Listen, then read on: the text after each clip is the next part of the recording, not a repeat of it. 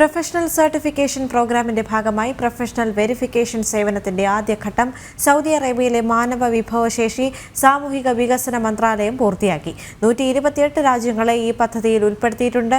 ഒരു ഏകീകൃത electronic platform വഴി വിദേശകാര്യ മന്ത്രാലയവുമായി സഹകരിച്ചാണ് പദ്ധതി നടപ്പാക്കുന്നത്.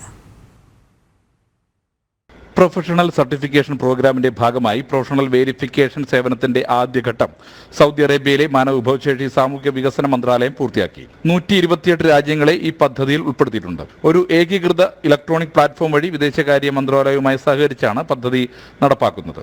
സൗദി അറേബ്യയിലേക്ക് തൊഴിലിനായി എത്തുന്ന പ്രവാസികളുടെ യഥാർത്ഥ അക്കാദമിക് യോഗ്യതകളും സൗദി തൊഴിൽ വിപണിക്ക് ആവശ്യമായ പ്രായോഗിക പരിചയവും വൈദഗ്ധ്യവും ഉണ്ടെന്ന് ഉറപ്പാക്കുകയാണ് ഇതിലൂടെ ലക്ഷ്യമിടുന്നത്.